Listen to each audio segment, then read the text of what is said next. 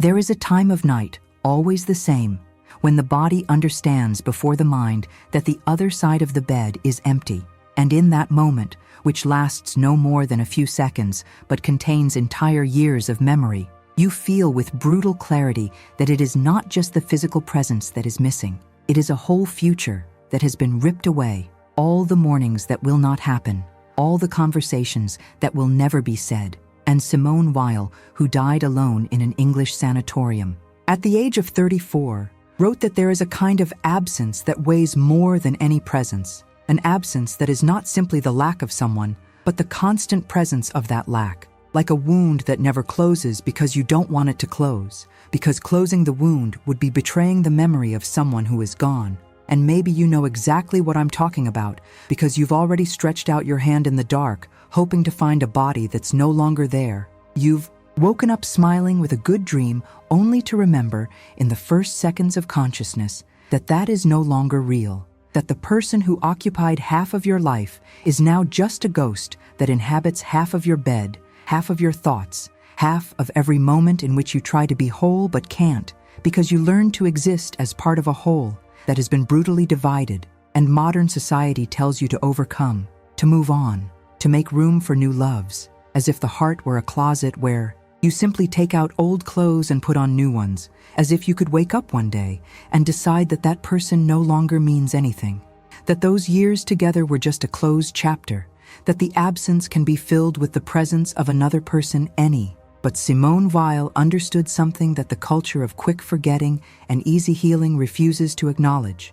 She understood that some loves are not meant to be overcome, some absences are not meant to be filled, some wounds are not meant to be healed, because to try to heal them would be to deny the depth of what was experienced. It would be to diminish the importance of those who are gone. It would be to betray the brutal truth that you were forever transformed by that love, and no amount of time or distraction will undo that transformation. Have you ever wondered why sometimes the pain of loss seems to get worse with time instead of getting better? Because the first months of absence are almost bearable in their acute intensity. But then, when everyone expects you to have moved on, the pain sets in with a permanence that is frightening, as if your body has finally understood that this is not temporary, that the other side of the bed will remain empty, that you will wake up alone not just tomorrow, but in all the tomorrows you can see. And maybe it's because at the beginning, you are still in shock, you are still processing, still is in that phase where the mind refuses to completely accept reality. But then, when the shock passes, when reality settles in with all its unbearable weight, is when you finally understand that you are not living a temporary nightmare, but a new, permanent reality. And Simone Weil would say that this moment, this terrible moment, when you stop waiting for things to return to normal, because you finally understand that they will never return.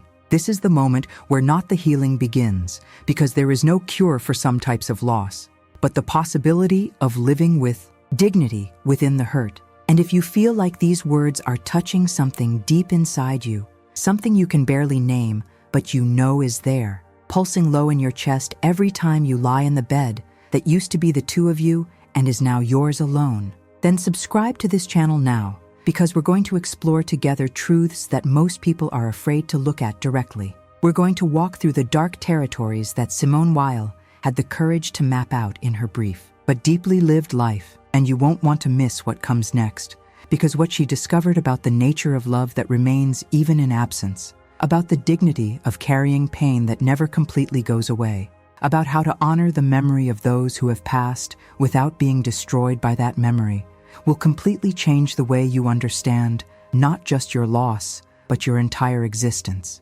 Because Weil doesn't offer what everyone else offers. She doesn't offer 5 steps to overcome pain or techniques for finding new love quickly. She offers something much rarer and much truer. She offers the possibility of living with the open wound, but with dignity and tact, of carrying absence not as a weight that crushes you, but as part of who you have become. And that begins with a truth that no one wants to tell you, but that needs to be said. The truth that the empty bed will not stop hurting. The pillow that still holds the shape of the head that is no longer there will not stop being. A reminder. Be ruthless of everything that has been lost, The evening routine that you have built together over years is not just going to disappear just because you are now alone and trying to force these things to disappear, trying to speed up the process of forgetting, trying to fill the void with anything that will make the pain stop even for a few minutes is not just useless. It is destructive because you are not dealing with the loss. You are running away from it. And Simone Weil learned firsthand that running away from the pain doesn't make it go away. It just transforms it into something more, deeper and more dangerous, in a kind of suffering she called affliction, which is not just pain, but systematic destruction of the soul. But before we can understand what Weil discovered about how to live with this permanent absence, we must first look directly at it. We must name exactly what is happening when you lie in bed and feel the crushing weight of emptiness beside you. Because only when you stop running away and look directly at the wound can something begin to change. Not the wound itself, but your relationship with it, her. You know that exact moment when the night starts to get too heavy, when the silence in the room is no longer just the absence of sound, but the presence of everything that is no longer there.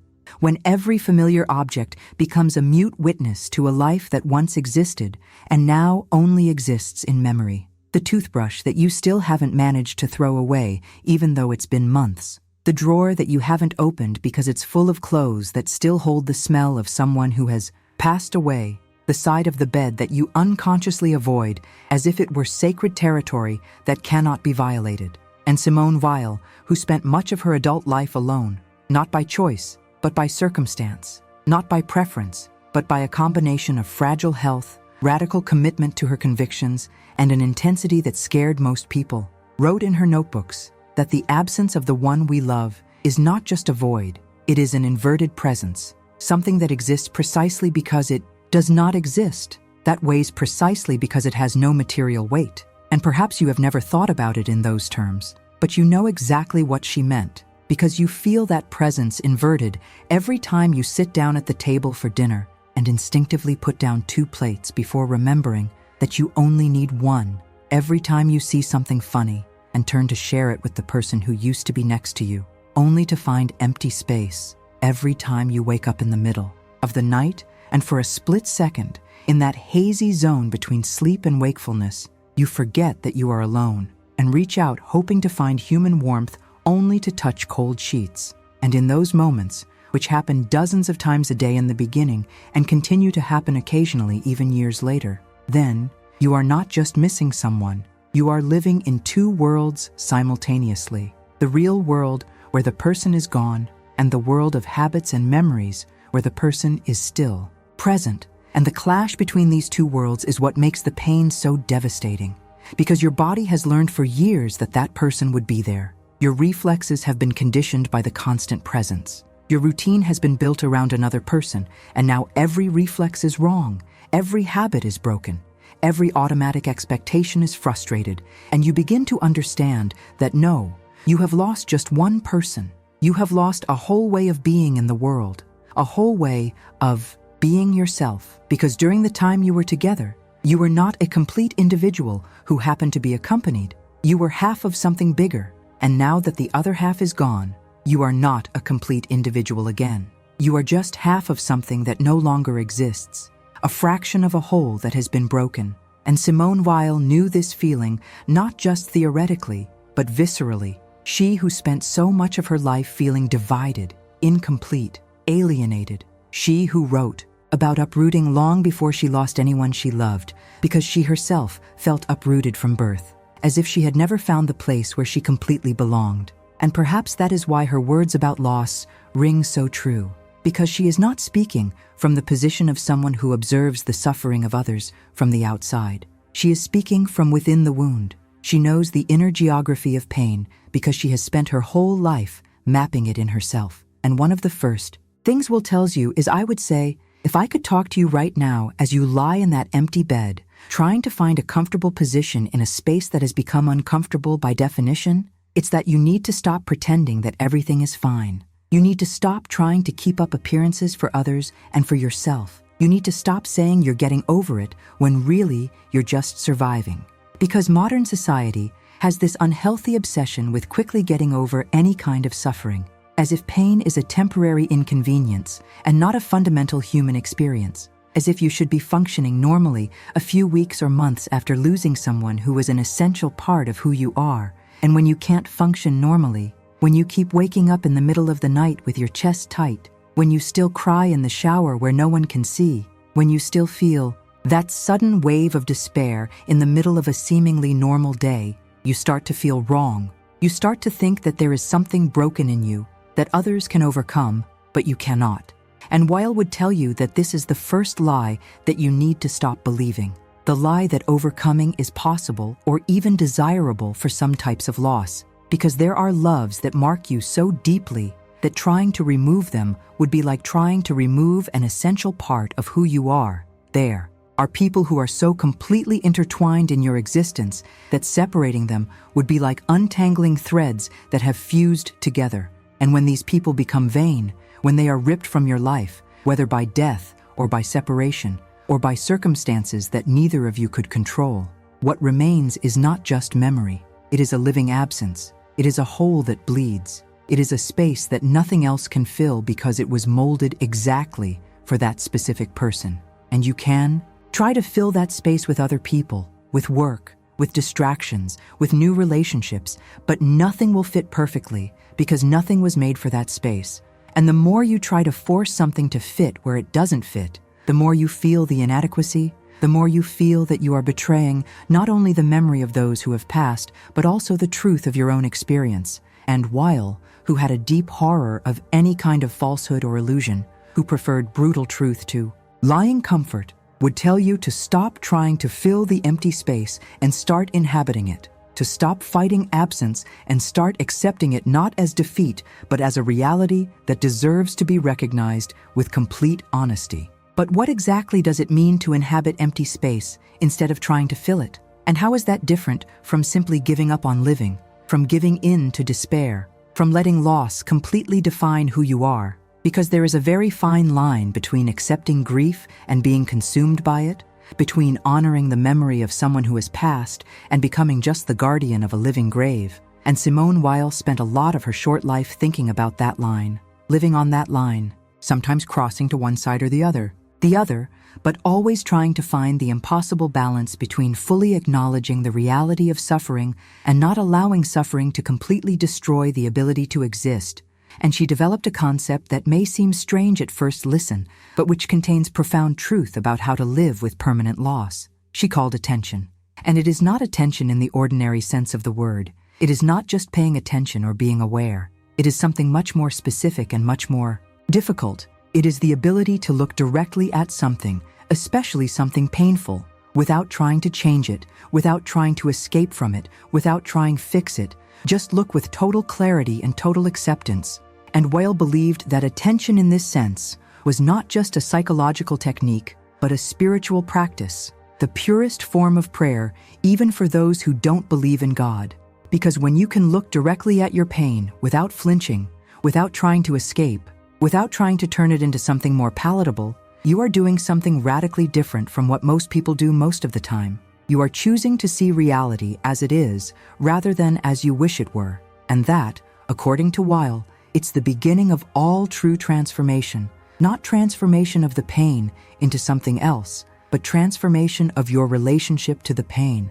And so how do you practice this mindfulness when the pain is so intense that your instinct is to do literally anything to not feel it? When every fiber of your being is screaming at you to run away, distract yourself, numb yourself, do anything but sit there, feeling the full weight of absence. And Weil offers no easy answer because there is no easy answer. She just says, you start small. You start with moments. Brief moments of genuine attention before the pain becomes unbearable and you need a break. You wake up in the morning and instead of immediately reaching for your phone to distract yourself, you lie there for 30 seconds, just a minute, feeling the emptiness on the other side of the bed. Internally naming what you're feeling without judgment. Loneliness. I'm feeling loneliness. Sadness. I'm feeling sadness. Lack. I'm missing those who are no longer here. And you don't try to make the feeling go away. You don't try to rationalize it or minimize it.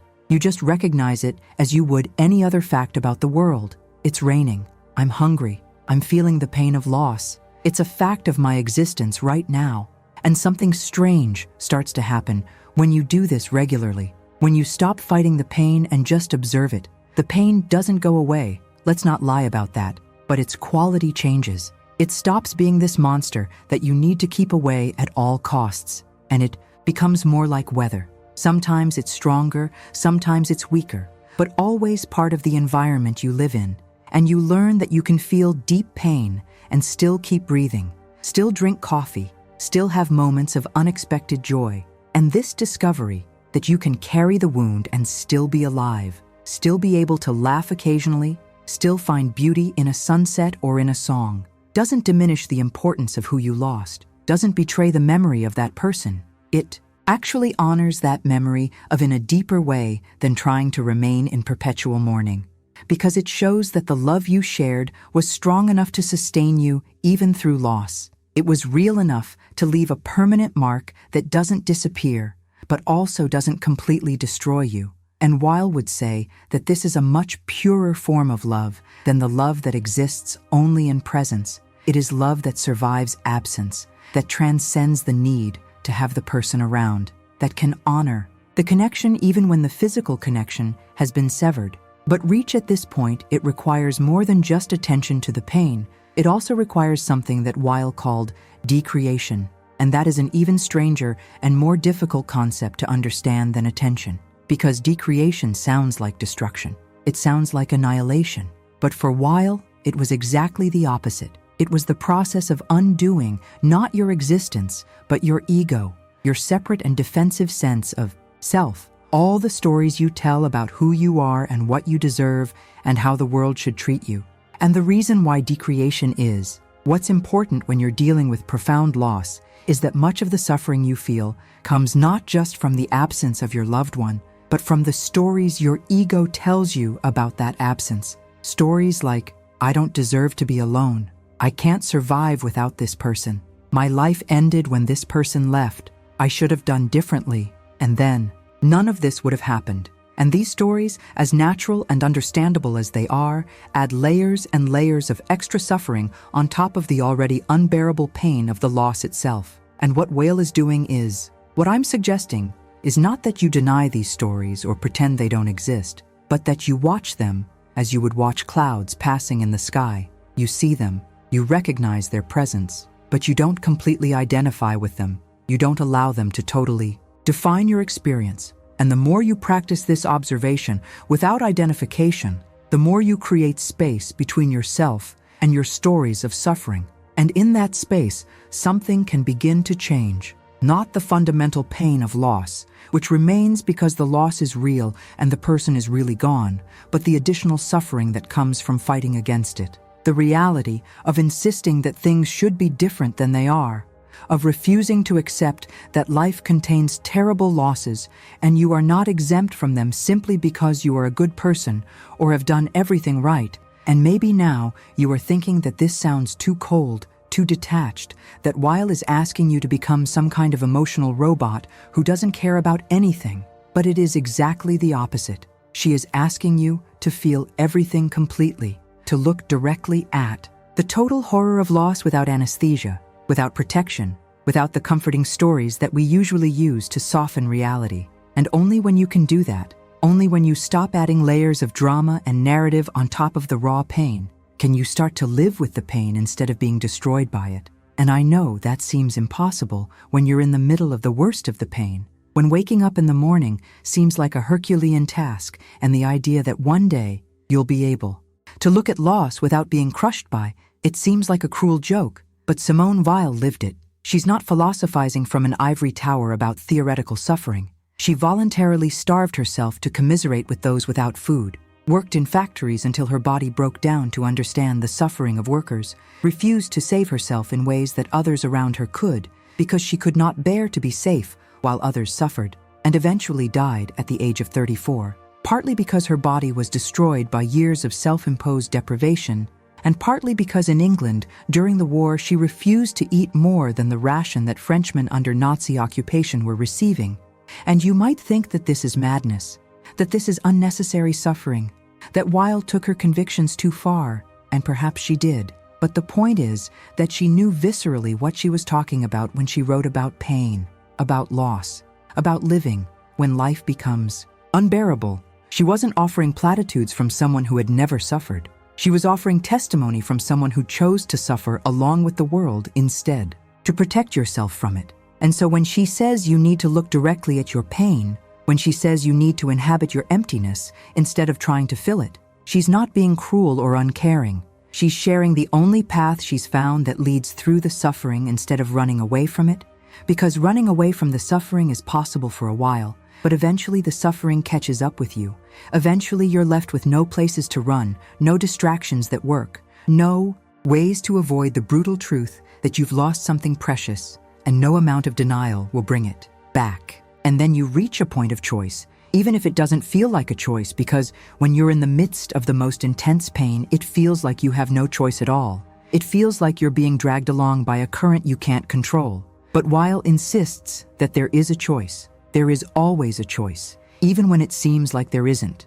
And the choice is between resisting reality or consenting to it, between fighting what happened or accepting it. And here, it's crucial to understand that accepting doesn't mean liking it, doesn't mean approving, doesn't mean you wouldn't do it differently if you could. Accepting just means recognizing that this has happened and cannot be undone, that no matter how much you spend energy wishing things were different, no matter how much you create 1,000 alternative scenarios in your head where everything happened differently, the reality remains unchanged. The person is gone. The bed is empty. The future you had planned together is not going to happen, and no amount of anger or denial or bargaining is going to change that.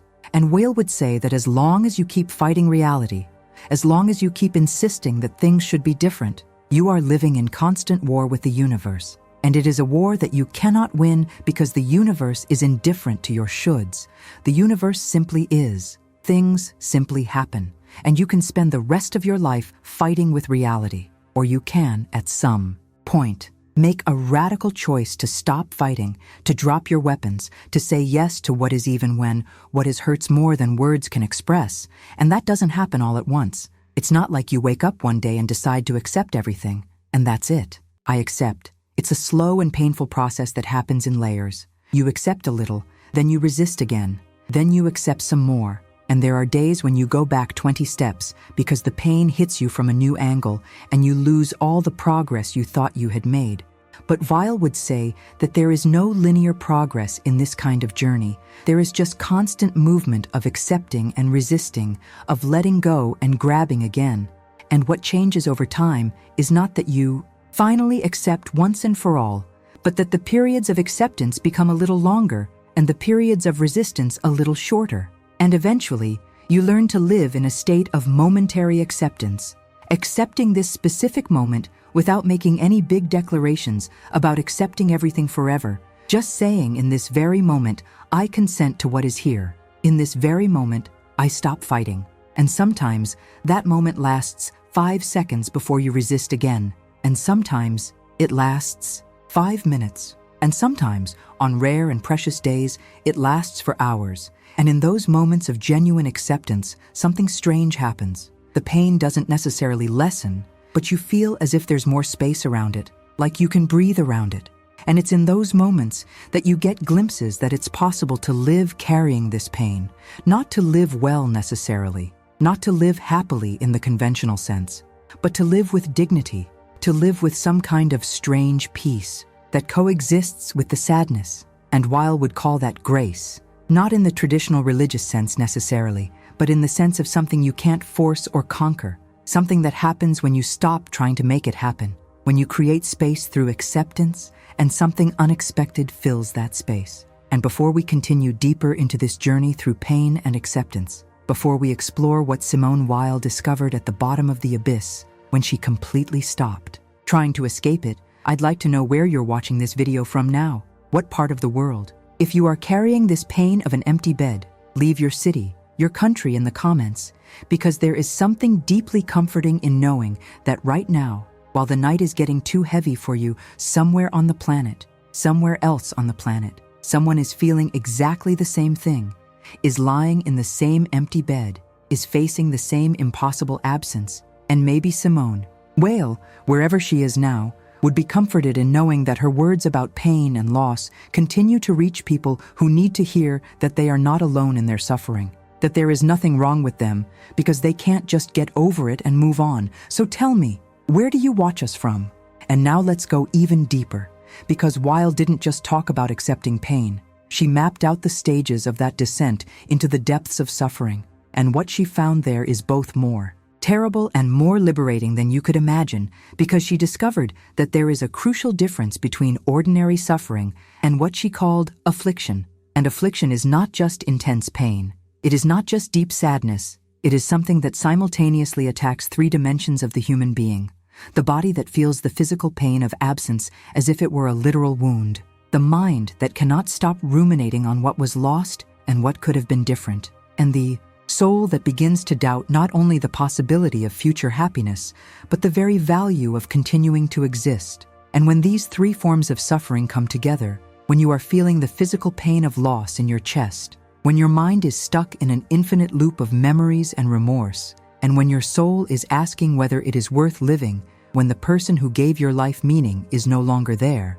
that is when you are experiencing affliction in the sense that Weil described. And she knew that affliction has the power to destroy not just your happiness, but your humanity, to make you feel less than human, to make you doubt that you deserve to exist.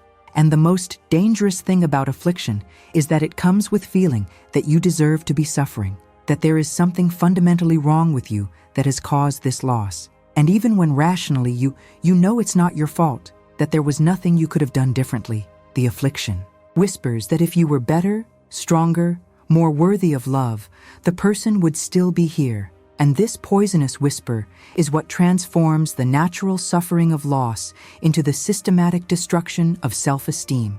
And Weil knew this whisper intimately. She who spent so much of her life feeling unworthy, incapable, less than she should be. She who constantly compared herself to her brilliant brother and felt inadequate. She who said she had second-rate intelligence even though she was recognized as one of the sharpest minds of her generation. And so when she talks about affliction, she's not talking theoretically. She's describing an internal state that she inhabited for much of her life. And what she discovered about affliction is that you can't reason your way out of it. You can't think positive your way out of it. You can't just decide to feel better, and that's it. Because affliction is not just a state of mind. It's a state of being that involves every part of you. And the only way to get through affliction is not to try to escape it, but to go completely down to the bottom.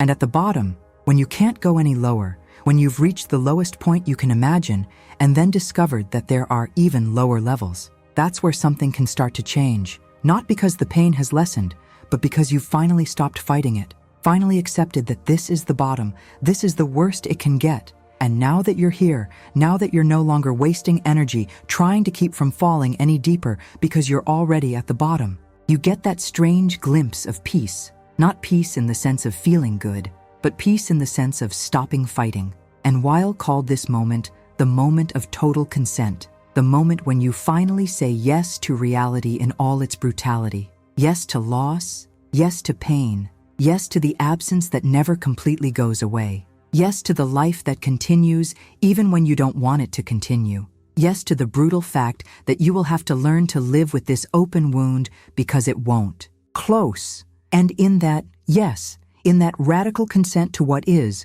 something impossible happens. You don't stop suffering, but it stops being just your suffering.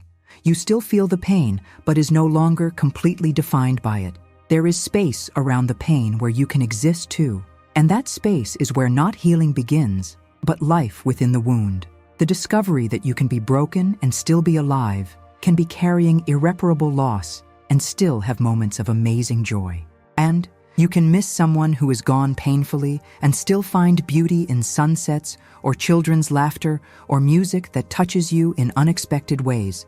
And none of that diminishes the importance of your loss. None of that means that you've overcome it or that the person wasn't important enough. It just means that you are human enough to contain multiplicity, to be several things at once, to feel deep sadness and unexpected gratitude in the same moment, to carry the memory of lost love and still be open to small moments of grace that appear when you least expect it. And here is where we get to the heart of Weil's thinking about loss, and love, because she discovered something paradoxical, something that goes against everything our culture teaches us about relationships and need and love. She discovered that the purest kind of love is love that does not need the presence of another. Love that survives and even purifies itself in absence. Love that is not based on receiving anything in return, but simply on having loved. And she wrote that to truly love is to consent from a distance, to love the other person not because they fulfill you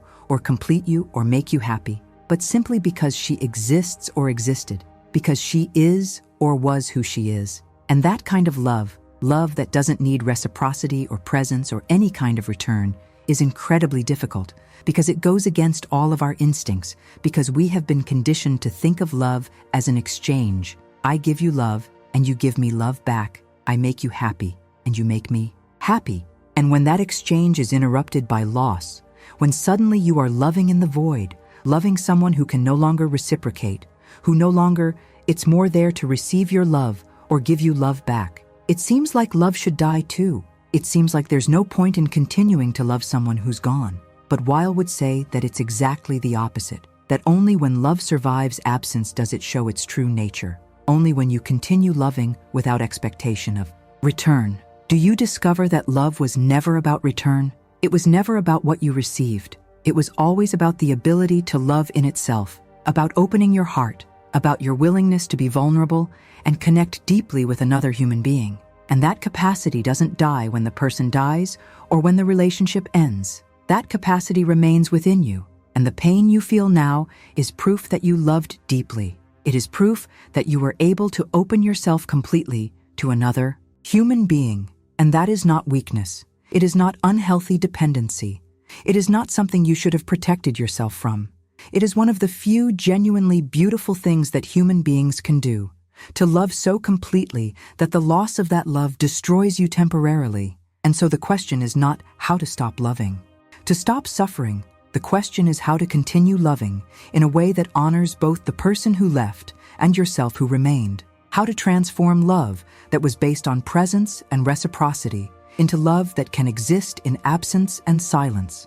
And Weil would say that this transformation happens when you stop loving the person because of what they gave you or how they made you feel, and start loving them simply for who they were, for their existence in itself. And interestingly, this purest form of love can only emerge in absence, because while the person is there, it is almost impossible to separate your love for them from what you receive from them, from the company, from the intimacy, from the comfort of not being alone. But when they are gone and you realize that you continue to love even without receiving anything in return, that absence did not kill love, but only changed its form. Then you understand that love was never about what you received. It was always about what you were capable of feeling. And this discovery can be simultaneously the most painful and most liberating thing you can experience. Painful because it confirms that you will continue to miss that person for always.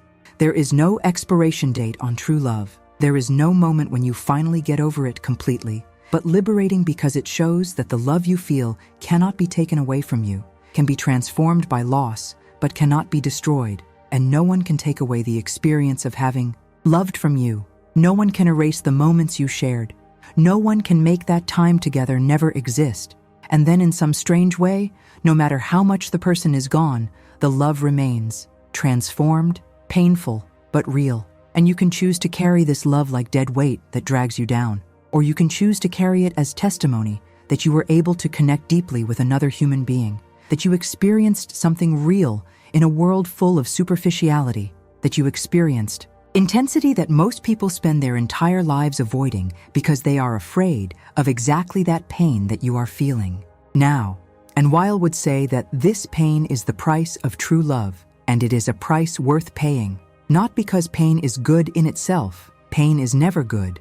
But because the alternative would be to have never loved so deeply, would be to have lived a sheltered but superficial life, would be to have avoided real connection for fear of loss. And when you think about it, when you really consider the alternative, you would probably choose to have loved and lost rather than never to have loved. You would probably choose to have had those moments together, even though you knew they would end painfully.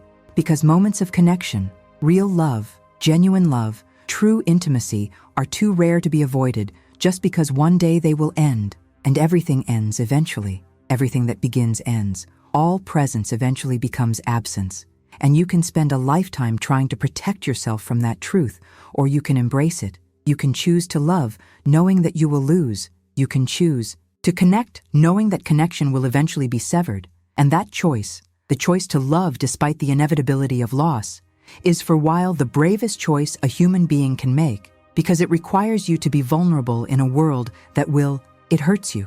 It requires you to open your heart, knowing it will be broken. It requires you to care deeply in a world that often doesn't care back. And then, when you're lying in that empty bed, feeling the crushing weight of absence, you can choose to see it as punishment for loving wrongly, for getting too attached, for having made your happiness dependent on someone else, or you can see it as confirmation that you loved well, that you were able to feel something deep, that you lived rather than just surviving. And this change of perspective doesn't take away the pain. Let's not lie and say that suddenly everything will be okay. If you just change how you think about it, the pain continues. The bed remains empty. The absence continues to be unbearable at times. But the meaning you give to that pain changes, and with it changes your ability to continue living while carrying the wound, changes your ability to honor both the person who is gone and yourself who is still here, changes your ability to one day, maybe not today, maybe not tomorrow, but someday, be able to think about that person and feel gratitude for the time you had together instead of just bitterness for the time that was stolen from you. And then we come to the deepest point of this descent, to the place that Weil explored more courageously than perhaps any other thinker. We come to the question of emptiness itself, not the emptiness you feel from the absence of a specific person, but the deeper existential emptiness that loss reveals, the emptiness that was there before the person temporarily filled, and that remains after they are gone. And that emptiness, Weil insisted, is not a defect or a problem to be solved. It is a fundamental characteristic of the human condition. It is space that exists in each of us, and that no person, relationship, achievement, or experience can permanently fill it. And most people spend their entire lives trying to avoid that void, jumping from relationship to relationship, from distraction to distraction, from quest to quest, always trying to fill the empty space with something, anything, as long as they don't have to face the void itself. But when you lose someone important, when someone you thought filled the void disappears, you are forced to confront the void directly and discover that it is much bigger than you imagined, that it is not just the void left by that person's absence. But Weil offers a completely different interpretation. She suggests that emptiness is not a problem, but a possibility. But Weil offers a completely different interpretation. She suggests that emptiness is not a problem, but a possibility. It's not a hole that needs to be filled, but a space that needs to be inhabited. Because it's only in the void. It's only when you stop trying to fill it with people, things, achievements, distractions. It's only when you finally consent to inhabit the void as it is that something can happen. Something that Weil called grace, but that you can call anything. A kind of peace that doesn't depend on external circumstances. A kind of completeness that doesn't come from having all your voids filled, but from accepting the void as part of who you are. And that may sound like resignation. It may sound like giving up on seeking connection and love and meaning. But again, it's exactly the opposite. Because when you accept this is the emptiness, when you stop desperately needing someone else to fill you, you become able to relate to others in a more free, less needy, less possessive way. You become able to love without clinging, to connect without depending, to be together without losing yourself. And paradoxically, it is only when you accept that you can survive alone, that you can inhabit your emptiness without being destroyed by it, that you become truly capable of being with another because you are no longer using the other to escape yourself. You are choosing to be with him from a place of inner fullness, even if that fullness is fullness that embraces emptiness rather than denies it. And Weil lived that truth radically, she who had never had a long romantic relationship, she who spent so much time alone, she who wrote that accepted loneliness becomes aloneness, that when you stop fighting being alone and simply inhabit your aloneness with full attention, it turns into something different, not companionship. You are still alone, but a different kind of aloneness, Aloneness that is not terrifying emptiness, but sacred space where you can finally find yourself without masks, without performances, without the need to be anything other than what you are. And then, when you're lying in that empty bed in the middle of the night, feeling the unbearable weight of absence, you can make choice. You can keep fighting the emptiness, trying to fill it with memories, fantasies, new relationships, distractions, anything that makes the emptiness seem less empty for a few moments. Or you can do what Weil did. You can turn directly to the emptiness and say, "Come, I'm ready. For you, I'm going to stop running away. I'm going to inhabit you completely. I'm going to go down to the bottom of you and see what's there. And in the beginning, what's there is terror. It's the feeling that you're going to dissolve into the void, that there's nothing to hold you, that you're going to fall forever. But if you can stay there, if you cannot run away, even when every instinct is screaming at you to run, something starts to change. The void starts to feel less threatening. It starts to feel more like open space than a black hole.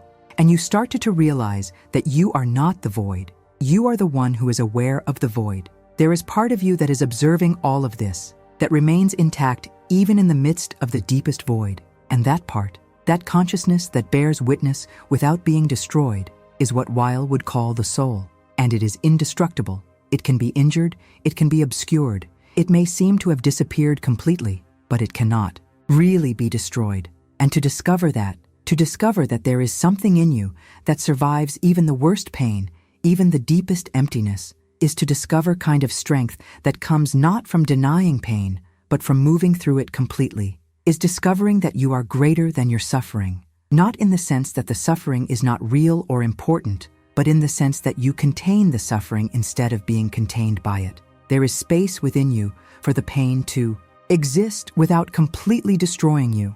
And that space is what Weil was trying to create through practices like mindfulness, decreation, consent. She was trying to create internal space large enough to contain all the pain of existence without collapsing. And she believed that creating this space was not only possible, but necessary, not optional for anyone who wants to live well, but requisite for any life genuinely lived.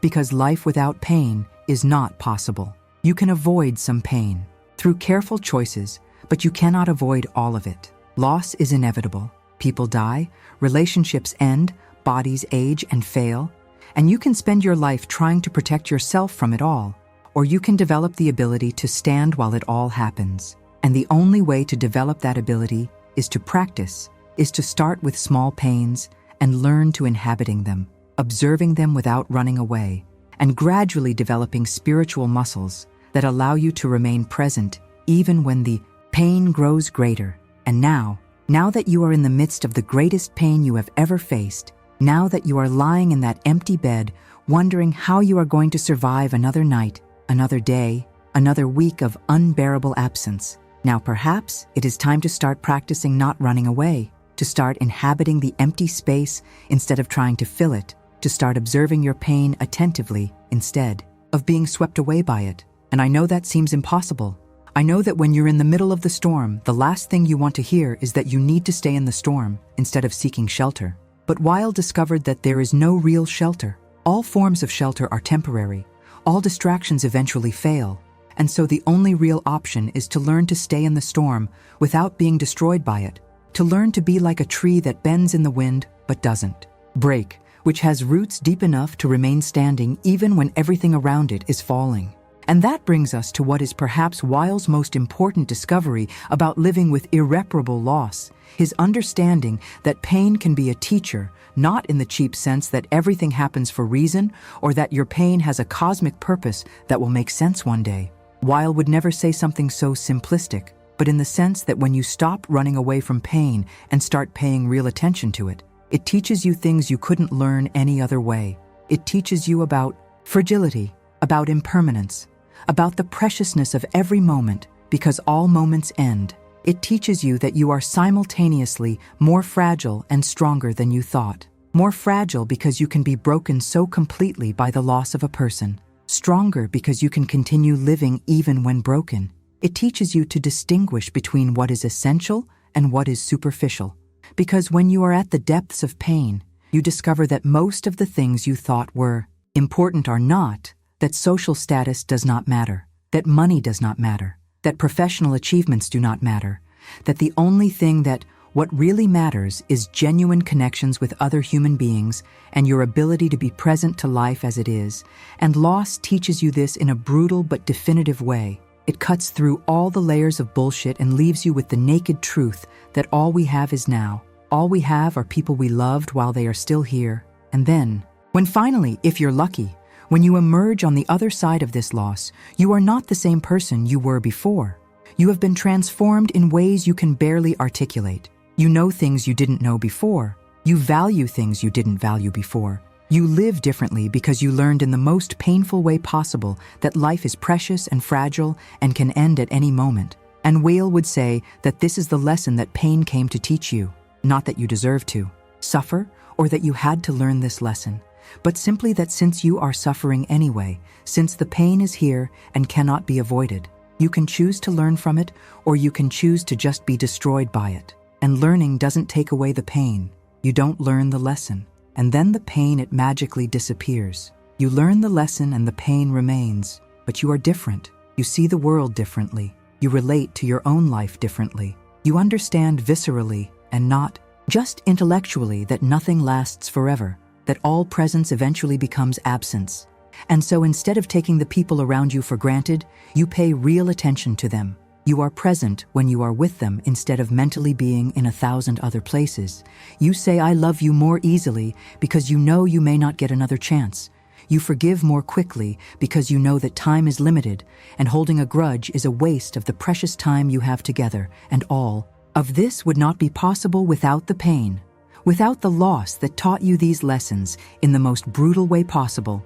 And then, in a strange and paradoxical way, the person you lost continues to teach you, even in their absence, continues to transform you through the wound they left, and honoring those lessons, living according to what you learned through the loss, is a way of keeping the person alive in you, not through memories frozen in time, but through real changes in how you live your life. And perhaps that is the truest form of love there is. Love that continues to transform you even when the person is gone. Love that doesn't end with absence but transforms into something different, into painful wisdom, into an increased capacity to be present, into a deeper understanding of the preciousness of life. And none of that makes the loss acceptable. None of that justifies the pain. You would still rather have the person back than have learned those lessons. Of course you would, but since you can't have the person back, since the loss is irreversible and permanent, you can at least choose not to let it be completely in vain. You can choose to allow pain to transform you instead of just destroy you. You can choose to let the painful lessons of loss change how you live the time you have left. And that is not cheap optimism. It is not trying to find silver lining in tragedy. It is simply recognizing that you have a choice about how you respond to what has happened to you. And Weil would spend a lifetime practicing these choices, repeatedly choosing to look directly at what hurts, repeatedly choosing to dwell in emptiness instead of running away from it, repeatedly choosing to learn from suffering instead of just being crushed. Given by him, and in the end, when she was dying at the age of 34, very young, very alone, in a foreign country far from her family, she wrote that she had lived a complete life, not because she had lived a long time or because she had achieved everything she wanted, but because she had lived with total attention, because she had looked directly at reality without blinking, because she had embraced both the beauty and the horror of existence without trying to escape either. And perhaps that is the standard you can aspire to. Not overcome your pain, because some pain cannot be overcome. Not forgetting who you have lost, because some people should not be forgotten, but to live with full attention even in the midst of pain. To live with eyes open to beauty and horror simultaneously. To live with a broken but still open heart, still able to love, still able to connect, still able to find moments of unexpected grace in the midst of suffering. And now that we've explored the depths of the pain, now that we've gone down to the bottom of the abyss and seen what's there, the practical and urgent question remains: how do you actually live with it all? How do you integrate these brutal truths into everyday life without being consumed by them? How do you get up from an empty bed in the morning and face another day when part of you wishes you could just stay there forever, And Simone Weil, who was not just a philosopher, but also a practitioner, someone who lived her ideas rather than just thinking about them, developed practical, concrete ways to inhabit suffering with dignity. And these practices are not self-help techniques to eliminate pain.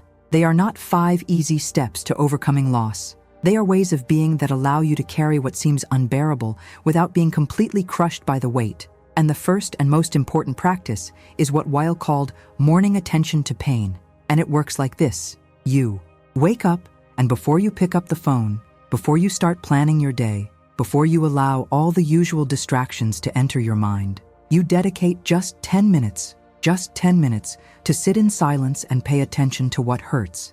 And it is not meditation. In the traditional sense, you are not trying to empty your mind or achieve a state of peace. You are doing exactly the opposite. You are deliberately paying attention to what hurts most, to the feeling of emptiness in the bed, to the lack you feel in your chest, to the absence that weighs like presence, and you simply observe. You don't try to change. You don't try to fix. You don't try to find a positive side.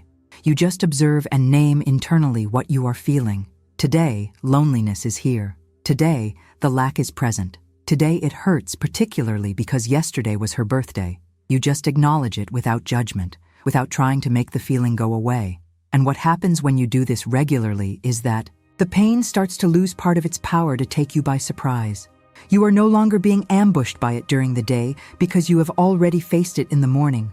You have already given it space to exist, and paradoxically, this makes the rest of the day a little more bearable. Not because the pain has lessened, but because you are no longer wasting energy trying to avoid it. And the second practice is what Weil would call attention to the beauty in the midst of the ugly.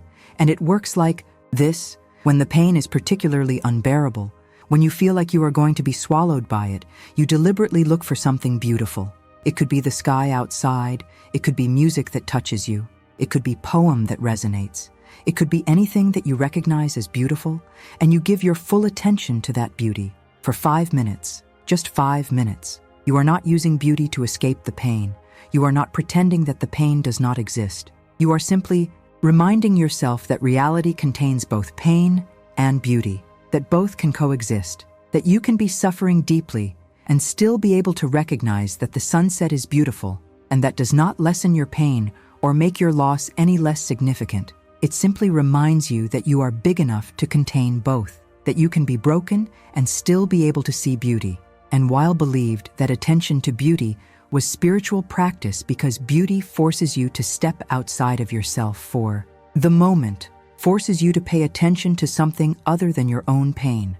And this, even if it only lasts a few minutes, can be enough to remind you that there is a world beyond your suffering. There is a greater reality that continues to exist even when your personal life is in pieces. And the third practice is about letting go of the narrative, because your mind tells stories about your pain, tells stories about how this will never get better, about how you will always be like this, about how you should have done things differently. And these stories, however natural they are, add layers of suffering on top of the pain that is already unbearable. And then the practice is simply notice when you're telling these stories and gently let them go. Don't suppress them. Don't pretend they don't exist. Just recognize this is the story my mind is telling. It's not necessarily true, it's just thought passing by, and then go back to the raw feeling of the pain without all the narrative around it. And what you discover when you do that is that the raw pain, the physical feeling in your chest, the literal emptiness of the bed, is more bearable than the pain with all the stories of how you're a victim, or how your life is over, or how you'll never be happy again. The pain in itself, without the stories. It's intense, but it has a beginning and an end. It comes in waves, and you can ride the waves if you're not also carrying the weight of all the narratives about what the pain means. And the fourth practice is to do it without ego, to keep living your life, going to work, fulfilling responsibilities, but without demanding that these activities fill the void or make you feel better. You do it because it's what there is to do, because life goes on even when you don't want it to go on. And there is something deeply liberating about doing things without expectation of reward. Emotional in working well, simply because it is your job. In being kind to others, simply because you are the right kind of person to be, without expecting it to cure your pain or make you feel better about yourself. And the fifth practice, perhaps the most difficult, is to consent to the day, and it works like this. When you wake up, before you know what the day will be like, you choose to accept what comes. Accept that it may be a difficult day. It may be a day with intense waves of pain. It may be a day when you can barely function, or it may be a surprisingly bearable day. And you, in advance, you consent to any of the possibilities. You say yes to the day before you even know what the day will bring. And when the day brings pain, as it often does, you remember that you consented. You chose to accept whatever came, and that, strangely, makes it easier. It doesn't make the pain less, but it makes it less shocking, less of a violation, because you had already said yes to it. And the sixth practice is to write a letter to the pain. Once a week, you sit down with paper and write to your pain as if it were a person. Dear solitude, dear loss, dear emptiness, and you write honestly. You are grateful for what she taught you, even if you didn't want to learn. You acknowledge the weight you are carrying. You ask for strength to carry on. You express anger when you feel anger. You express despair when you feel despair. You don't censor anything, and then you burn the paper or put it away in a private place. It doesn't matter. What matters is that you gave voice to your pain. You allowed it to be heard. And there is something deeply healing, even if painful, about naming exactly what you are feeling, about not having to pretend or minimize or explain, just feel and express fully. And the seventh practice, crucial, is to be present to the other even in pain when you are with someone, be it a friend, family member, colleague. You deliberately give your full attention to them, not to your pain. And this is not denying your pain. It is choosing that in these moments you will be present for someone else instead of being lost in your own suffering. And Weil believed that attention to the other was the purest form of love and also a form of decreation, because in these moments you stop being the center of your own narrative. It allows another person to be real to you, and that even if it is difficult, even if your pain is screaming for attention, can be deeply freeing. It can remind you that you are still capable of connecting. You are still capable of caring about others. You are still capable of existing beyond your own wound. And the eighth and final practice is nightly recognition ritual. Before you sleep, you recognize three things. A truth that the pain revealed today. It could be something simple, like today I realized that I am still capable of laughing. A moment of grace, however small. It may simply be the fact that you survived another day, and a choice to stay. Recognition that you chose to stay, chose to continue, chose not to give up even when you wanted to. And you don't force positivity. You don't pretend that everything is okay. You just recognize these three things as facts of your existence today. And over time, with repeated practice, you begin to build a different kind of relationship with your pain. Not a relationship where pain disappears or where you get over it completely, but relationship where you learn to carry pain with more dignity, more acceptance, more capacity to continue living even while it hurts. And these practices are no guarantee. They are not a magic solution. Some days you won't be able to do any of them, and that's okay. Weil herself couldn't live perfectly what she taught. She was human and failed constantly, but the practices are there. And whenever you can practice them, you are moving in the direction of a life lived with open eyes, with a broken but still beating heart, with pain, present but not dominant. And that's it. That's all Weil could promise. No cure, no overcoming, just the possibility of continuing with dignity. And now we come to the end of this journey through pain, through Simone Weil's profound discoveries about how to live when life becomes unbearable. And I see you. I see that you had the courage to stay with me this far, to look directly at truths that most people avoid, to not run away when it got hard, when words touch the wound you carry. And that already says something about who you are, says that you are among the few who prefer painful truth to comfortable illusion, that you have the courage to descend to the depths of pain instead of just floating on the surface. And Simone Weil would recognize this in you. She who spent a lifetime seeking truth, even when truth was brutal. She who chose to suffer with others rather than protect herself. She who looked straight into the horror of existence and didn't look away. And what she discovered there, at the bottom of the abyss, was no easy answer or promise that everything will be okay, but something more precious, she discovered. That it is possible to carry unbearable pain and still keep dignity intact. That it is possible to live with hurt, open, and still be alive. That it is possible to love in absence and have that love be even purer because it no longer needs reciprocity. And the empty bed that brought you to this video, the absence that weighs like presence, the emptiness that wakes you up in the middle of the night, all of this is not a defect of your soul, but proof that you loved deeply, that you were able to open yourself completely to another human being, and that capacity did not die when the person was gone. It remains in you, transformed, painful, but real, and you don't let it go.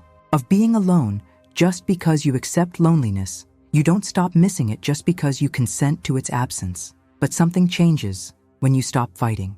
When you finally say yes to reality in all its brutality, the pain doesn't disappear, but you discover that you are bigger than it, that there is room in you for the pain to exist without destroying you completely. And perhaps that is the grace that Weil spoke of, not the elimination of pain, but the ability to stand while the pain continues, not the end of suffering, but the discovery that you can suffer and still be alive. And if you did, you feel that something changed inside you during these minutes we spent together. If some truth here resonated with a deep part of your soul that you barely knew existed, then leave a like on this video, because it shows me that these words are reaching those who really need them, those who have the courage to look at what hurts instead of continuing to run away, and subscribe to the channel so we can continue this journey of looking directly at the truth, even when it hurts, because there are others who are walking this same path, and you don't have to walk alone. And now, having walked together this descent through pain and truth, all that remains is to recognize that this is not the end but the beginning of life lived with open eyes, with recognized wound, with love that survives even in absence. And Simone Weil, who died alone but never truly alone, because her words continue to reach souls like yours through the decades. She would tell you that accepted solitude turns into solitude, that when you stop fighting against being alone and simply inhabit your solitude with complete attention, it becomes sacred space where you can finally find yourself without masks, and the love you still feel for the person who is gone. Love that hurts because it can no longer be expressed.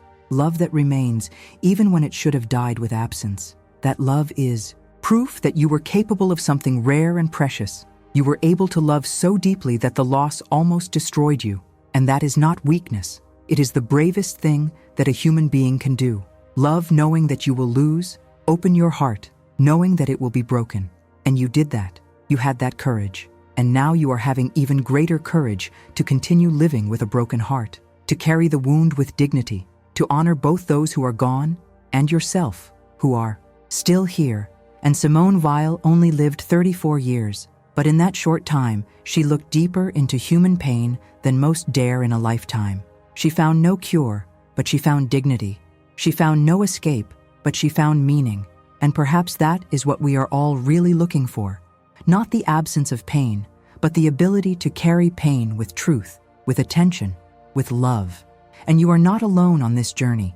And the pain you carry, no matter how heavy it is shaping you into something that you still cannot see. But one day you will recognize, keep looking, keep feeling, keep living, because that is exactly what Simone Weil would do. She who until the last moment of her life kept her eyes open to reality. She who never ran away even when escape would have been easier. She who showed that it is possible to live with an open wound and still live with dignity. And that possibility is available to you too. Not today perhaps, not tomorrow, but it is there, waiting at the bottom of the abyss, waiting in the moment when you finally stop fighting and consent, when you finally give up trying to fill the void and simply inhabit it, when you finally accept that the person is gone, but the love remains, transformed, painful, but real. And in that moment of total acceptance, in that moment when you finally say yes to life as it is and not as you would like it to be, something impossible can happen. Not healing, not elimination of pain, but strange peace that coexists with suffering, deep gratitude for having had those moments together, even though they are over, ability to honor memory, not through perpetual mourning, but through living with full attention, with an open heart, with eyes that see both beauty and horror and choose to remain open to both.